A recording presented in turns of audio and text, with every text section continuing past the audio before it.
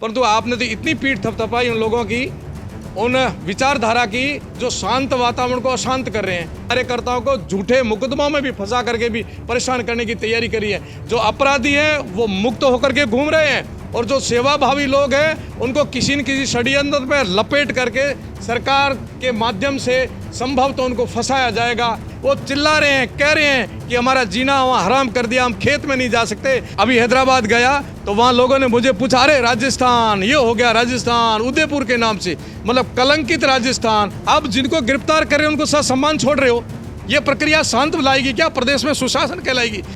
पिछले कुछ महीनों से राजस्थान में हो रही घटनाओं के साथ ही बीजेपी के कार्यकर्ताओं को खास तौर से बाड़मेर जैसलमेर कुछ कार्यकर्ताओं को लगातार धमकी मिल रही है और उसी को लेकर बीजेपी के हिंदू फायरब्रांड नेता प्रतापपुरी हमारे साथ है।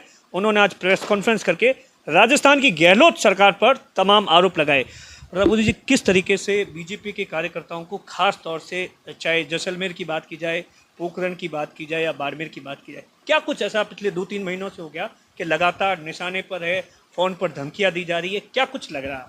स्वतंत्रता से लेकर के आज दिन तक, जब से प्रजातंत्र आया तब से लेकर के आज दिन तक आप बता दें, ऐसा कभी राजस्थान में हुआ था? राजस्थान में ऐसी कल्पना हुई थी कि राजस्थान में भी ऐसी घटना होगी? एकदम उल्टा हो गया। जो राजस्थान में कभी नहीं होता था वो राजस्थान में सरकार की समय में हुआ है। तो ये कितना चिंता का विषय है। आपको मतदान दिया, जिन तिन जैसे तैसे आप कुर्सी पर बैठे, पर लोगों ने सोचा ऐसा कभी नहीं होगा, ठीक है आप आपके ढंग से चलते रहोगे। परंतु आपने तो इतनी पीठ थपथपाई उन लोगों की, उन विचारधारा की जो शांत वातावरण को अशांत कर रहे हैं। आज हमारे बूर सिंह को भी धमकियां मिल गई है, जैसलमेर चांदन के अंदर धमकियां मिल गई है, जोधपुर में मिल गई है। अब धमकियां का एक दौर चल रहा है। कोई भी कार्यकर्ता थोड़ी सी भी हरकत करता, थोड़ा भी बोलता है, उसकी कोई भूमिका नहीं है। वो कह रहे हैं खुले हम, हमारे आपसे, आपके धर्म से, आपके संप्रदाय से कोई ईर्ष्या नहीं, कोई राग नहीं, द्वेष नहीं, हम आपके धर्म का सम्मान करते हैं।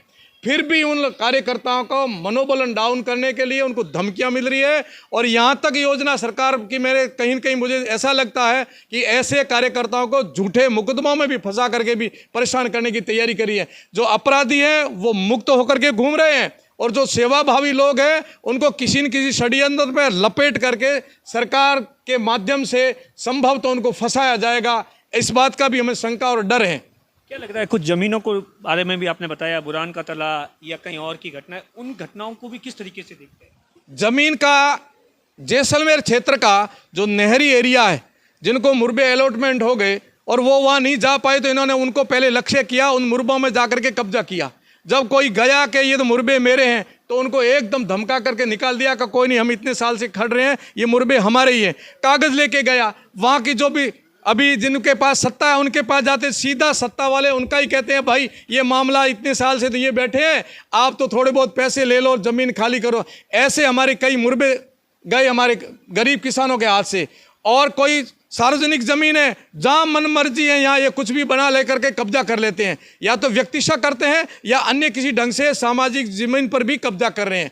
केवल पोखरण जैसलमेर की बात नहीं, सीमांत क्षेत्र के अंदर कल का परसों का मैंने एक देखा वीडियो आपके माध्यम से, यहाँ बुरहान के तले के मेघवाल परिवार के माताएं बहनें रात को आकर के कलेक्टर में बैठी है। बेचारे घर छोड़ करके, जब दुख पड़ा तभी तो वो यहाँ आकर के कलेक्टर के सामने बैठे हैं। वो चिल्ला रहे हैं, कह रहे हैं कि हमारा जीना वहाँ हराम कर दिया, हम खेत में नहीं जा सकते, हम पेशाब पानी करने नहीं जा सकते। ये हालत केवल बुरहान के तले अथवा पोखरण की नहीं है, पूरे सीमांत क्षेत्र में ऐसी ज़मीनों पर कब्जा किया है जहाँ संख्या कम है। हमारे धार्मिक अनुष्ठान, हम ढोल बाजे नहीं बजा सकते, हम गीत भजन नहीं कर सकते, संध्या हवन नहीं कर सकते।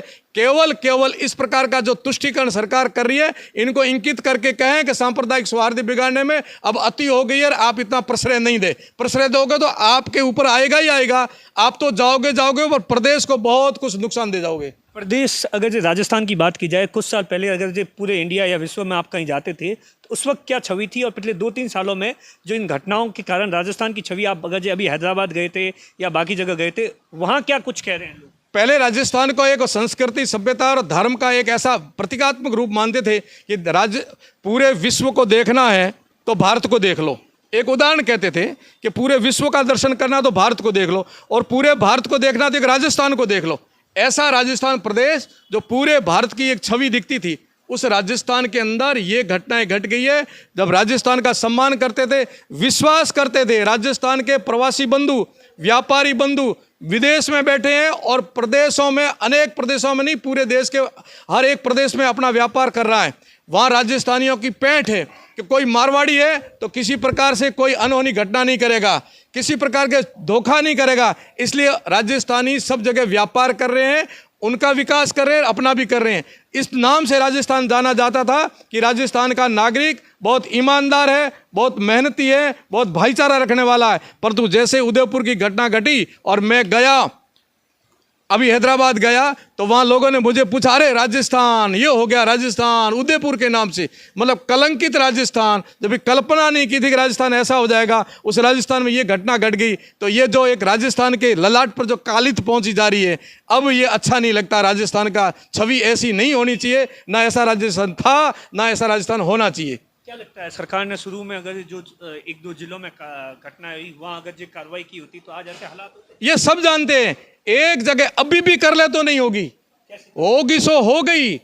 परंतु दिन प्रतिदिन जो हो रही है फिर भी सरकार नहीं चेत रही है। एक घटना नहीं, असंख्य घटना होने के बाद भी सरकार कुछ नहीं कर रही है। ये सबसे बड़ी सरकार की कमी है और यही सरकार जो कर रही है ये हम सब के लिए बहुत घातक है। करना चाहिए, उनको उठाना चाहिए कदम अभी का भी। क्यों नहीं इंकित करते? अब जिनको गिरफ्तार कर रहे हो उनको सम्मान छोड़ रहे हो। ये प्रक्रिया शांत लाएगी क्या? प्रदेश में सुशासन कहलाएगी? यही तो प्रदेश के लिए घातक काम होगा जो आप अच्छा मान के कर रहे हो। ये अच्छा काम नहीं है। ऐसा को तो इंकित करके सख्त से सख्त कार्रवाई करे तो भविष्य में राजस्थान का सौहार्द बिगाड़ने में किसी की हिम्मत नहीं हो। राजस्थान में हो रही घटनाओं पर महंत प्रतापपुरी ने सीधे तौर पर राजस्थान की गहलोत सरकार पर निशाना साधा। दिनेश बोहरा, बाड़मेर, राजस्थान तक।